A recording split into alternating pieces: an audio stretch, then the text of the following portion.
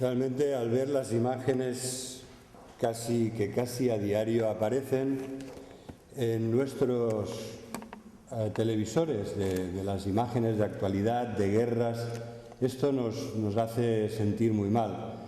El otro peligro es que llega un momento que te acostumbras tanto que tampoco les das la importancia que deberíamos darles. Pero han estallado muchas guerras los últimos años cerca de nosotros, cerca del Mediterráneo, en el que nosotros también vivimos, y vemos imágenes terribles tanto de estas guerras como de las personas que mueren por intentar huir de ellas.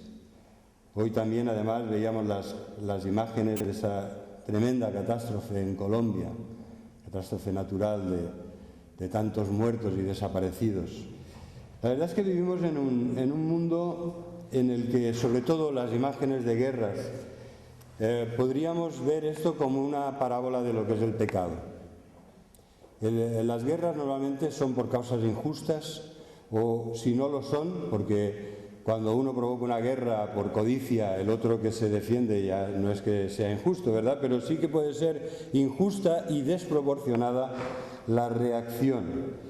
Lo cierto es que la palabra dice que la ira del hombre no obra la justicia de Dios.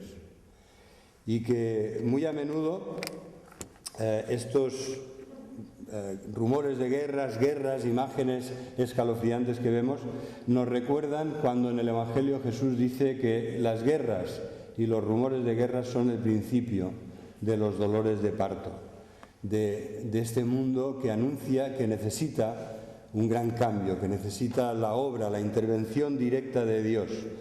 Así que todo esto nos recuerda que Cristo vuelve y que nosotros debemos velar y orar, vivir en santidad, trabajar por la paz, esperándole como aquellos que aman su venida. Los cristianos estamos llamados a construir la paz, ¿verdad? Hay una bienaventuranza que dice: bienaventurados los pacificadores, en castellano. La palabra en inglés es peacemakers, ¿no? Que es una palabra que traduce literalmente el texto, la palabra griega. Los que hacen la paz. Bienaventurados los que hacen la paz, porque ellos serán llamados hijos de Dios. O sea que es una cuestión de identidad. Estamos aquí como cristianos, como hijos de Dios, y nuestra identidad es hacer la paz, construir la paz, trabajar por la paz.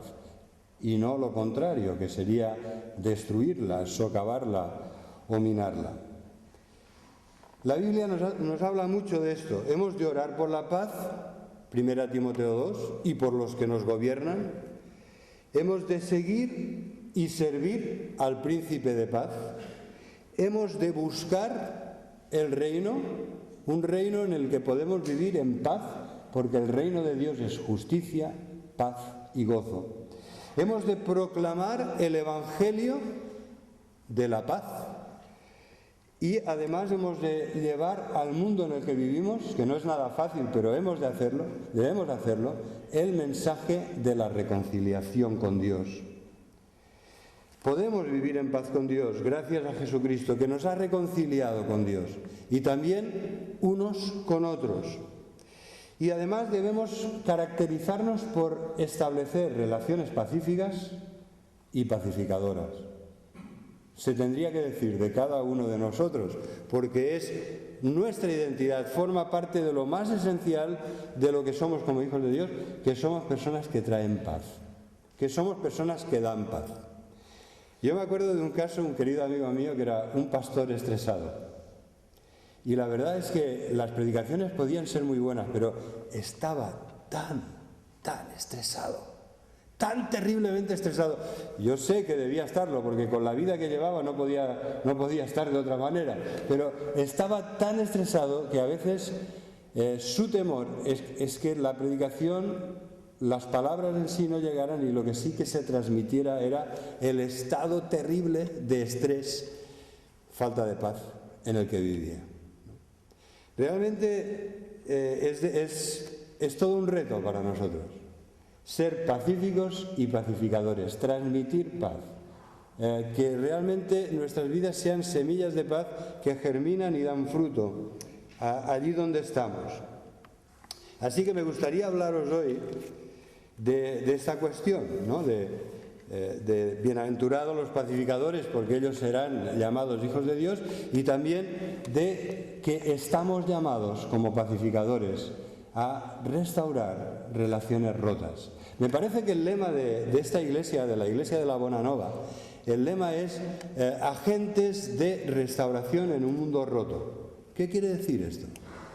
Pues que, efectivamente, que vivimos en un mundo caracterizado por relaciones disfuncionales, rotas, deterioradas, y que nosotros estamos llamados a restaurar, a sanar, a curar, a construir. A diferencia de este mundo que rompe, nosotros estamos llamados a sanar, restaurar y construir. Observaréis que en el mundo en el que vivimos podemos constatar que hay personas que les da igual la paz, ¿no? Lo vemos en las imágenes de guerras por intereses, por petróleo, porque hay unas cuestiones ancestrales de dónde están los límites de las fronteras de las diferentes etnias.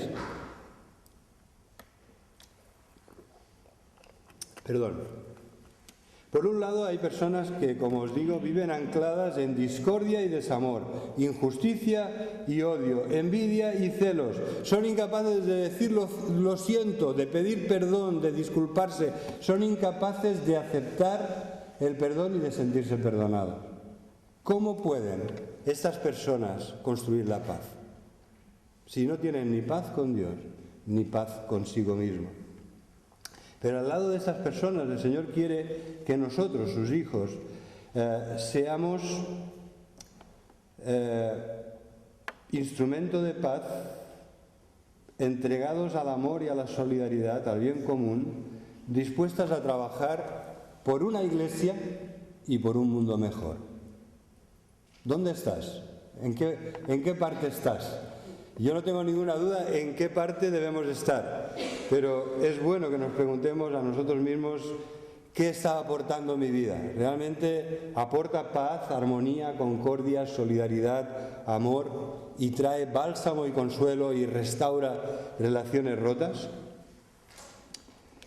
¿Sabéis? Isaac Newton decía que los hombres construimos demasiados muros y demasiado pocos puentes. Demasiados muros, pocos puentes. El muro de la vergüenza, el muro de Berlín que fue derribado, ¿no? Todo el mundo contribuyó a poder derribar una parte de ese muro vergonzoso en 1989. Un muro en el que habían muerto muchos intentando atravesar. Y muchas cosas han cambiado desde 1989, pero tenemos ahora un gobernante que dice que va a construir un muro para separar el mundo de Estados Unidos del mundo de los mexicanos. Y a veces nosotros estamos tentados a tirarle piedras, ¿no? Y decir, pero a ver, ¿no tenemos nosotros también en Ceuta y Melilla enormes muros superpuestos para intentar evitar que pasen al territorio español? ¿Verdad? Vivimos en este mundo. Y esto me recuerda a aquella fábula que tiene mucho para transmitirnos y mucho de verdad, de dos hermanos que se pelearon por la herencia y por las tierras que habían heredado. Habían heredado una enorme finca y en medio de ella había un torrente por el que transcurría un riachuelo. Y entonces a tal punto habían llegado que cuando pasó por allí un hombre pidiendo trabajo y dijo que sabía de carpintería, uno de los hermanos le dijo, yo te contrato, mira, toda esta pila de madera que tengo aquí, por favor, hazme un muro, que no quiero ni ver la otra finca. Y entonces aquel hombre se puso a trabajar, aquel carpintero se puso a trabajar sin prisa pero sin pausa, y cuando volvió el amo de la finca vio que en vez de un muro había construido un puente. Y no le pagó, pero aquel carpintero le hizo el gran favor de su vida, porque en vez de consolidar la ruptura de la relación con su hermano, lo que hizo fue darle una oportunidad de comunicarse con él, de pasar al otro lado. Y nosotros, queridos hermanos, estamos llamados a construir estos puentes, en vez de coger la madera de los muros, para construir puentes que ayudan a reconstruir la paz y a restaurar las relaciones. Alguien dijo, es importante que como iglesia recordemos que Jesús dijo una vez, yo no he venido a traer paz. Nos llama mucho la atención, ¿no? Es como un contraste, porque nos dice que seamos agentes de paz, que seamos pacificadores, pero por otra parte dice, yo no he venido a traer paz, porque Jesús sabía que con su mensaje justamente de paz con Dios, de reconciliación con Dios y los unos con los otros, que este mensaje traería guerra, porque muchos no lo querrían aceptar. No es que Jesús se contradiga, sino que ambas realidades se dan al mismo tiempo, de forma simultánea. Porque, sabéis, en el mundo de la iglesia, de la religión, a veces no queremos cambiar, queremos imponer que tenemos razón, que nosotros conocemos la verdad, que esto que decimos es lo que es realmente. Y entonces, al hacerlo así, nos parecemos más a los religiosos de la época de Jesús que a Jesús mismo. Porque él era muy dialogante, muy tolerante, y él tenía mucha paciencia para esperar que las personas y para ayudar a las personas a que vieran las cosas. Pero en la época de Jesús los judíos tenían tanto celo por obedecer las jotas y las tildes de la ley que, como decía Jesús, colaban el mosquito y se tragaban el camello, ¿verdad? Ellos llegaron a decir, los judíos de su época, que si todo el pueblo de Israel fuera capaz de obedecer un solo día la ley de Dios, que eso automáticamente provocaría la venida del Mesías. Y estaba Jesús con ellos y no le querían reconocer. Y en cambio, esa actitud que ellos tenían de obediencia malsana, de una obediencia desmesurada, no a la palabra de Dios, sino a las normas de los hombres, fue algo que robó y destruyó la paz más que ninguna otra cosa. Se peleaban sin parar unos con otros para ver quién tenía la razón. Pero lo grave es que a mí me suena que esto sigue sucediendo hoy en día.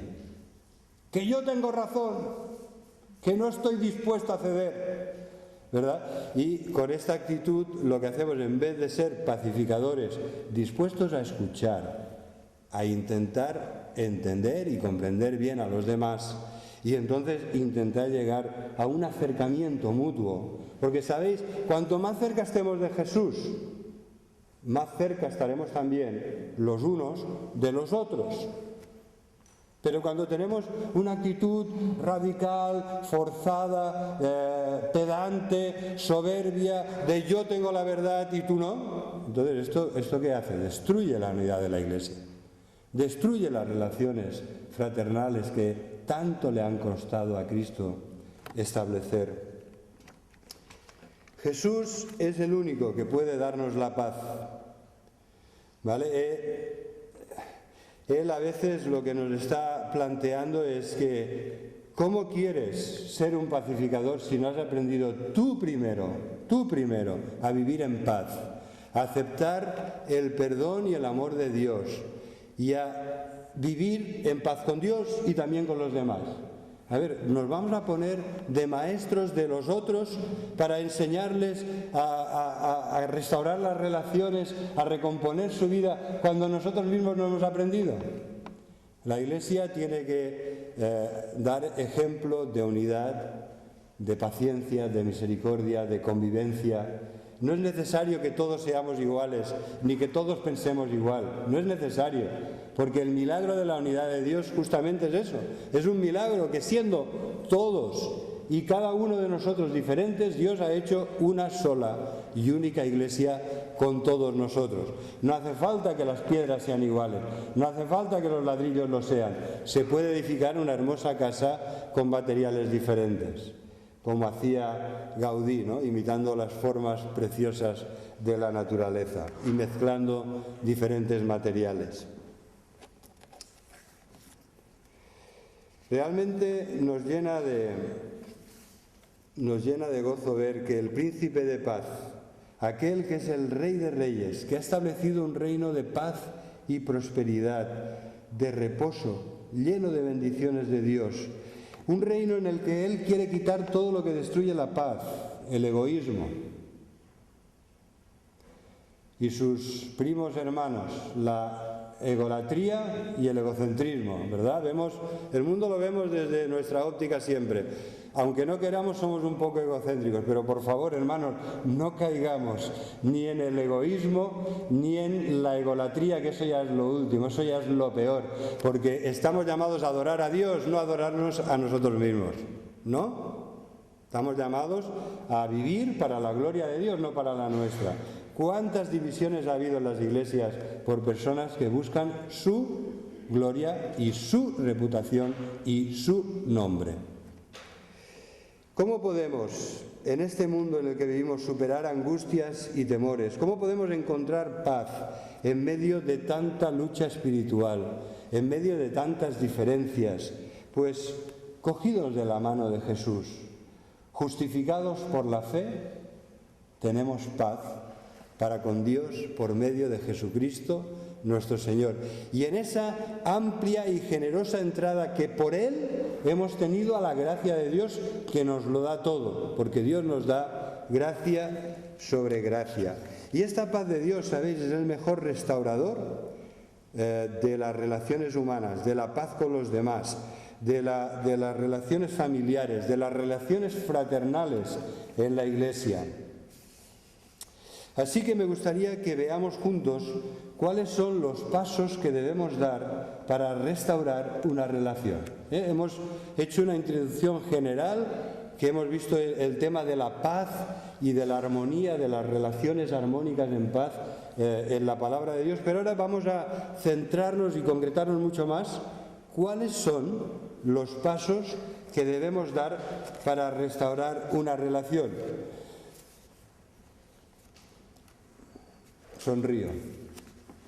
Sonrío porque si me dices que no tienes ninguna relación para restaurar, la verdad es que no sé si creerte. No sé si creerte. El problema que tenemos es que tenemos demasiadas relaciones para restaurar. Este sí que es nuestro problema. ¿Por cuál voy a empezar? Pero no me digas que tú, que eres como un angelito, aunque no tienes alas, eres como un angelito, y que estás dándote besitos con todo el mundo, porque estás a partir un piñón, estás en paz absolutamente con todo y nunca has tenido ningún problema con nadie. Normalmente no es así. A ver, no quisiera tampoco, no quisiera equivocarme, así que si tú eres esa acepción que yo todavía no conozco, habla después conmigo. Pero vamos a centrarnos en estos pasos que debemos dar. El primero de estos pasos es leer Santiago capítulo 4. Lo leyó José el miércoles y la verdad que es un pasaje que me impacta mucho y me volvió a impactar este miércoles cuando lo leíamos. ¿Alguien podría, por favor, leer claro y fuerte del 1 al 3? Santiago 4, del 1 al 3. ¿De dónde vienen las guerras y los pleitos entre vosotros? ¿No es de vuestras pasiones las cuales combaten vuestros miembros? Codiciáis y no tenéis, matáis y ardéis de envidia, y no podéis alcanzar, combatís y lucháis, pero no tenéis lo que deseáis, porque no pedís. Pedís y no recibís, porque pedís mal, para gastar en vuestros deleites. Oh almas adúlteras, ¿no sabéis que la amistad del mundo es enemistad contra Dios? Cualquiera, pues, que quiera ser amigo del mundo, se constituye enemigo de Dios. Gracias. Tenemos en este texto clarísimamente, nos situamos en el problema del que estamos hablando hoy. ¿De dónde vienen las guerras y los pleitos? Entre vosotros. ¿Verdad? Es una pregunta más directa imposible. ¿De dónde viene? Pues de nosotros mismos, de nuestra naturaleza egoísta, orgullosa, en algunas cosas una naturaleza que el Señor tiene que seguir restaurando y transformando, porque aunque llevemos muchos años en el Señor, no hemos llegado a la meta, no hemos llegado al final. Yo tengo muchas cosas en mi vida que debo mejorar, ¿verdad? Y no reconocerlo así, pues es el principio de un estancamiento terrible. Cuando pensamos que ya hemos llegado, nos quedamos estancados, porque en realidad no hemos llegado. ¿De dónde vienen las guerras y los pleitos? ¿No es de vuestras pasiones? De nuestra carne, de nuestro pecado, de nuestra forma de ser, de todo lo que hay dentro de nosotros, de aquello que a veces no nos atrevemos ni a explicar a los demás, pero que está ahí. Entonces dice, continúa explicando Santiago, codiciáis y no tenéis. Hay pocos versículos en la Biblia tan fuertes como estos, No hay versículos tan guerreros como estos en toda la Biblia. Codiciáis y no tenéis, matáis, ardéis de envidia y no podéis alcanzar, combatís, lucháis. Utilizó todas las palabras que había para hablar de problemas, luchas, pleitos, contiendas. Utilizó todas las palabras posibles en el idioma que escribía. ¿Verdad? Que además hay un amplio léxico, como podéis ver. El léxico es amplio, porque esto ha sido un problema de la humanidad desde el principio, desde Caín y Abel. Pero no tenéis lo que deseáis porque no pedís. No tenéis lo que deseáis porque no pedís. Pedís y no recibís porque pedís mal, egoístamente, hedonistamente, para gastar en vuestros deleites. Vamos a centrarnos. ¿Cuál es el primer paso que debemos dar a la luz de Santiago? ¿Cuál piensas que es este paso que debemos dar? Si tienes un problema de alguna relación que debes mejorar, que debes restaurar, de alguna relación que se ha quedado muy deteriorada o rota, ¿qué debes hacer? Lo primero de todo, como en muchas otras cosas de la vida, ¿qué debemos hacer? Orar. No tenéis lo que deseáis porque no pedís. En un contexto de relaciones humanas deficientes, deterioradas, rotas, que nos traen sufrimiento y dolor, nos dice la palabra de Dios, no tenéis una solución porque no pedís. Y pedís y no recibís porque pedís mal, porque a veces le decimos, ¿no? Como al que es del Barça y le pide sobre todo que su equipo gane siempre. Bueno, y los que son del Madrid también le piden lo mismo cuando hay el derbi, ¿no? Y en estos problemas de relaciones humanas, si pides egoístamente, Señor, que se dé cuenta que está equivocado, que se dé cuenta que soy yo el que tiene razón, que se dé cuenta y se arrepienta, ¿vale? Que no será que no hayamos orado así más de una vez, ¿verdad? Que se dé cuenta él o ella, pero yo ya sé lo que hay. Yo estoy en lo correcto. Hermanos, humildad, por favor.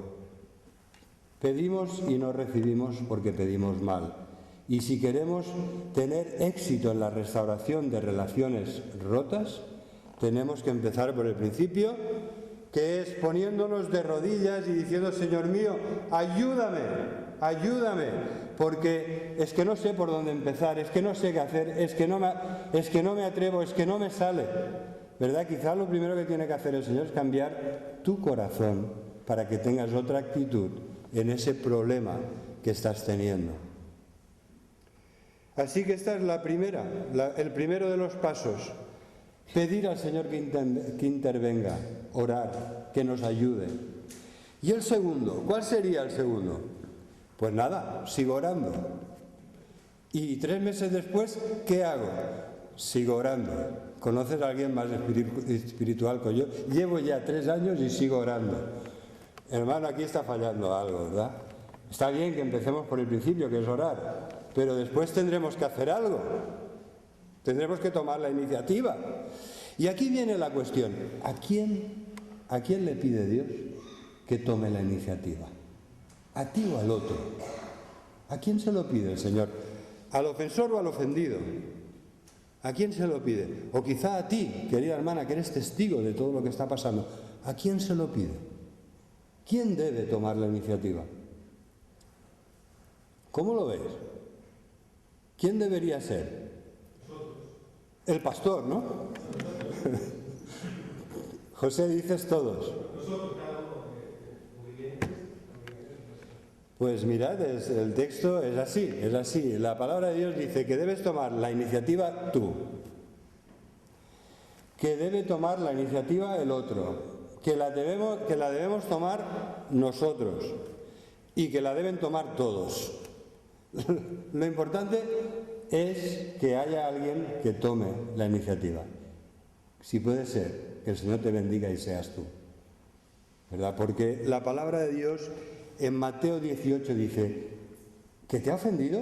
¿Que el hermano ha pecado contra ti? Oye, pues ya sabes lo que tienes que hacer. Ves y habla con él a solas. Si no te escucha, trae testigos, y si no, llévalo a la iglesia, ¿verdad? El ofendido tiene que tomar la iniciativa.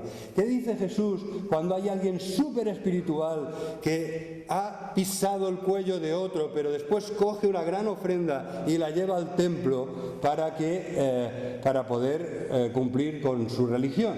¿Qué le dice Jesús a esta persona? Dice: oye, deja tu ofrenda, ve y reconcíliate primero con tu hermano, porque resulta que tu hermano tiene algo contra ti, ¿verdad? Las personas a veces sí que es verdad que pueden tener algo contra ti sin razón, pero yo creo que Jesús aquí está diciéndole a una persona que había causado un problema que se diera cuenta de que su hermano tenía un problema con él, que tenía algo contra él, ¿verdad? O sea que también en este caso es el ofensor quien debe tomar la iniciativa. A ver si lo entiendo. O sea, antes era el ofendido y ahora es el ofensor. Pues sí, lo entiendes bien. Es que ambos deben tomar la iniciativa. El que primero se dé cuenta, el que sea más humilde, el que tenga más ganas de arreglar las cosas, ¿verdad? Porque aquí en este caso el que toma la iniciativa es el que gana. Es el que está haciendo la voluntad de Dios. No el que tiene, mira, yo tengo aguante para esperar, no una vida, no, sino 100 vidas, si hace falta. Yo no voy a echar para atrás, ¿verdad? ¿No habréis escuchado nunca a alguien así? Yo no lo voy a hacer, yo no me voy a humillar, yo no voy a volver, yo no le voy a decir nada más, ya se arreglará. En fin, estas cosas no solo me suenan porque las he visto y las he oído, sino porque a mí también me han pasado, porque en el corazón del ser humano todos estos sentimientos yo creo que son muy compartidos entre todos nosotros. Pero resulta que la palabra de Dios nos dice, a ver, si preguntara que si hay alguien aquí que es espiritual, vosotros por humildad, no, nadie levantaría la mano, ¿verdad? Pero la Biblia habla así, dice: vosotros que sois espirituales, es decir, que tenéis el fruto del Espíritu en vuestra vida, porque está hablando en Gálatas 5:6 en ese contexto, vosotros que estáis llenos del Espíritu Santo, si veis a un hermano, si sorprendéis a un hermano o una hermana que ha caído, ¿no?, que ha tenido una caída, por favor, dice la palabra de Dios, por favor, restauradle. Ah, yo pensaba que le debíamos dar fuerte para acabarlo de hundir. No, restaurarle con espíritu de mansedumbre, considerándote a ti mismo, no sea que tú también seas tentado, ¿verdad? Este es el planteamiento de la palabra. ¿Quién tiene que tomar la iniciativa? ¿El ofendido? Sí. ¿El ofensor? Sí. ¿Los testigos que ven la situación? También. Todos. Eso sí, todos los que están llenos de verdad y de conocimiento de la palabra, todos los que son espirituales. Y no vale más que no nos metamos a mediar en nada. ¿No tenéis ningún hijo mediador? ¿Verdad? En la escuela siempre escogen al más follonero, lo hacen mediador de la clase, ¿verdad? Le dicen: venga, tú vas a ser el mediador, te vamos a enviar a un curso para mediadores.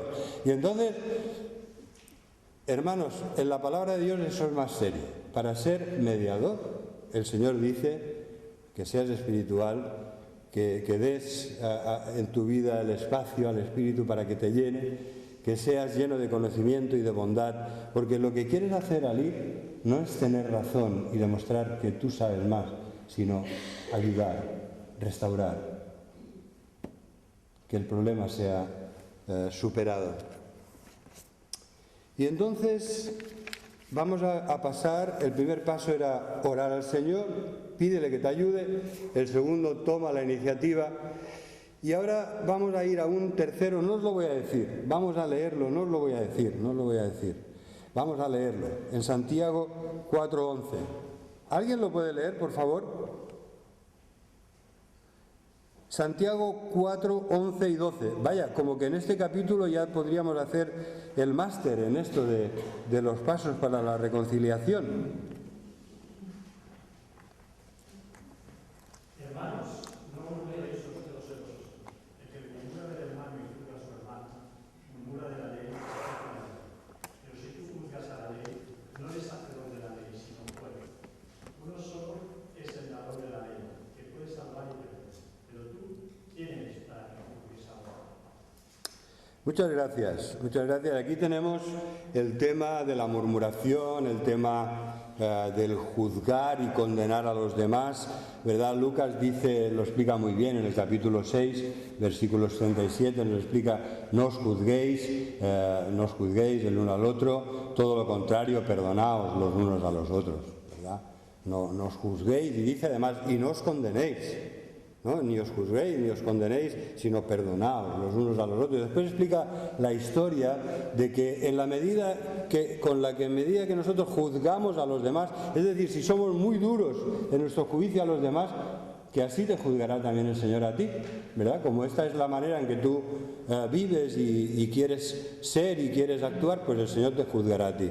Y después, así, con esa misma medida, dice, con la medida con que medís, os será medido. Y entonces también lo que dice es que a veces queremos quitarle la viga al hermano. Perdón, no, la viga no, tiene ahí un problema pequeño, ¿verdad? La viga la tenemos nosotros, que no vemos nada, pero queremos ayudar. A ver, déjame, pero oye, por favor, no me toques el ojo porque con lo que tú llevas no puedes ver bien, ¿verdad? Si tú consientes que en tu vida haya eso en tu ojo, entonces vale más que no me ayudes a mí a quitarme una cosita, una motita que me ha entrado en el mío, ¿verdad? Porque debemos arreglar primero nuestros problemas y vivir en santidad y en integridad antes de poder ser utilizados por el Señor para ayudar a otros. Entonces, aquí yo lo que quisiera en este tema, quisiera contaros una cosa que me pasó cuando yo era un joven pastor, ¿no? El pastor con el que yo coincidí y después relevé en el pastorado de la iglesia, una iglesia grande, llena de bendiciones y también de problemas, ¿no? Y entonces en esa iglesia el pastor siempre decía, caramba, a mí lo que me asusta no son los problemas, es la lengua. Lo decía así, pero él tenía una voz todavía más fuerte que la mía, un barítono de estos impresionantes. Lo que me asusta a mí, lo que me da miedo a mí es la lengua. Es verdad, le tengo que dar la razón. ¿Qué razón tenía este anciano pastor, Es verdad, la que lía la lengua en las iglesias, cuando la dejamos suelta. En aquella iglesia resulta que habían acusado a un joven de inmoralidad. Era falso. Pero no sé, quizás sería porque era joven y guapo y alto. A veces dices, ostras, es que en las iglesias también encontramos una muestra de todo lo humano, Porque era un joven que especialmente buen chico, era así muy sanote, muy noble. Y de golpe se levanta ahí ¿Sabéis el daño que esto hizo en la iglesia? Esa murmuración, esa calumnia. No tiene otra palabra, calumnia, porque no era verdad. Terrible, eso hizo un daño terrible a la familia, a él, a sus amigos. Yo creo que al final dejó de venir a la iglesia, ¿no? Porque la lengua, hermanos, es un mundo de maldad, es incendiaria. La lengua, cuando no controlamos nuestra lengua, podemos hacer arder Troya otra vez. No debemos. No juzguemos, no condenemos, no murmuremos, no calumniemos, hagamos lo que dice la palabra, vayamos al hermano, aclaremos lo que se pueda aclarar, y si pensamos diferente, pues somos hermanos, nos hemos de querer igual, aunque pensemos diferente. Nos dice la palabra de Dios, no juzgues, no condenes, perdona. Y yo quisiera añadir algo, a ver si os parece que tengo razón. Sé comprensivo. Por favor, todo el esfuerzo que haces en juzgar a los demás, intenta comprender un poco mejor a los demás. Intenta ponerte en su lugar. Intenta darte cuenta de por qué son así, de por qué hablan así o por qué viven de esa manera, porque muchas veces hay razones, aparte del pecado hay otras razones que cuando las sabes dices, ostras, pobre, ¿no? Con razón, es así o se comporta de esta forma. Hermano, esto no es una excusa para justificarlo todo de mala manera, no es eso. Pero la palabra nos guía en esta dirección. Por favor, en vez de esforzarte en juzgar toda la energía que gastas en condenar, intenta entender, comprender a los demás y amarles y ayudarles. Filipenses 2:4 te dice, mira por lo de los demás, ¿verdad? Considera a los demás, mira por lo de los demás. Es la misma palabra que encontramos en telescopio y en microscopio. Si quieres ayudar a los demás, tendrás que coger el microscopio del amor para intentar entenderles mejor y ayudarles en aquello que te necesitan, no en lo que tú piensas equivocadamente. El Señor Jesús vivió así. Cristo no se agradó a sí mismo, sino que aceptó que los insultos de los detractores cayeran sobre Él. Él no vivió para agradarse a sí mismo. Sufrió la cruz en nuestro lugar. Murió para salvarnos. Él recibió el castigo que nosotros merecíamos para ofrecernos hoy el perdón y la reconciliación. Por favor, céntrate cuando haya un problema. Céntrate en buscar soluciones y no en buscar culpables. ¿Verdad? ¿Qué diferencia tan grande? Si en vez de buscar culpables, estás buscando ayudar y encontrar una solución. Y entonces llegamos al cuarto paso. El tercer paso es no juzgues, intenta comprender. Y el cuarto sería confiesa tus errores. Hombre, qué fuerte, ¿verdad? He empezado fuerte y ya he llegado ya al cenit, ¿no? Confesar. Qué difícil es eso, ¿eh? Si yo nunca me equivoco, ¿verdad? No, confiesa tus errores. Reconoce tu culpa, tu pecado. ¿Por qué va a durar 3 años o 3 lustros lo que puedes arreglar en 3 horas? ¿Verdad? Si has hecho daño a alguien, tú sabes que lo único, lo mejor, lo más rápido, lo más noble, lo más sano, lo más restaurador es que te acerques y pidas disculpas. Perdóname, por favor. De verdad me sabe mal haberte ofendido, haberte hecho daño. ¿Verdad? Eso derrumba el armamento que ya está preparado para contrarrestar tus malas palabras o tus malas acciones. Eso nos acerca como seres humanos los unos a los otros. Es muy difícil, ya lo sé, es muy difícil, pero no es imposible. El espíritu que hemos recibido es un espíritu de poder, ¿no? Y el Señor nos guía por su espíritu al arrepentimiento. Entonces, lo que te arrepientes delante de Dios y reconoces que está mal, ¿por qué no eres capaz de reconocerlo con la persona ofendida? A ver, perdón, me lo estoy inventando yo todo, ¿eh? Os veo con una cara muy, como queriendo decir, a ver, vamos a leer en Santiago si aquí dice algo de esto. Versículo 16. En Santiago 15, versículo 16 dice: confesaos vuestras ofensas unos a otros y orad unos por otros para que seáis sanados. La oración eficaz del justo puede mucho. Confesaos vuestras ofensas. Aquí no dice confesad a otro, no, confesaos. ¿Verdad? Si has ofendido a alguien, al primero que le has de pedir disculpas y reconocer que te has equivocado es a esa persona. No se lo expliques a tu amigo, a tu marido, a tu mujer, a tus hijos, a media iglesia, antes de decir, ves a él, eso es lo propio. Confesaos vuestras ofensas, porque lo que puede durar toda la vida de problemas, de relaciones deterioradas o rotas, se puede arreglar en 3 minutos. ¿De verdad no crees en el poder de Dios, en el poder de su palabra y en el poder del Espíritu Santo? Si tú lo primero que haces es orar al Señor, pedir que te ayude, que te dé humildad, después tomas la iniciativa y vas, y a esa persona intentas ser humilde para confesar tu error, la ofensa que has hecho contra... ¿Tú no crees que este infinito poder de Dios se va a manifestar en lo que estás haciendo en total obediencia a su palabra? Claro que sí, pero lo contrario también es verdad. como no lo hagas, eso se puede enquistar 3 meses, 3 años o toda la vida. A no ser de que la otra persona te diga, te amnistío.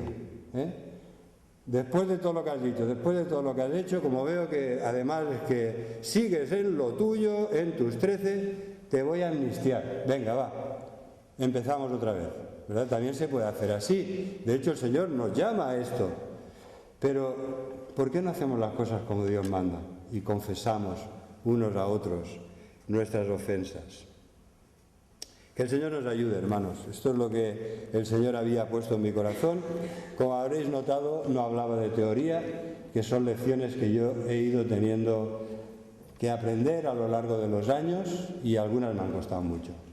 Que no os cuesten a vosotros tanto, que el Señor os colme de bendiciones, que podáis salir hoy de aquí pensando, a ver, Señor, todo esto que ha dicho José Luis es para arreglar lo que tengo con fulanito o con menganita, con mi marido, con mi esposa, con mis hijos, es con lo que tengo que arreglar con algún hermano o hermana de la Iglesia.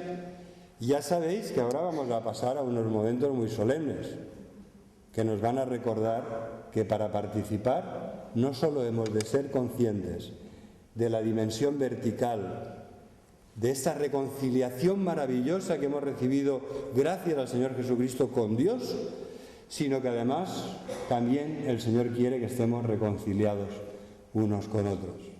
¿Amén? Amén.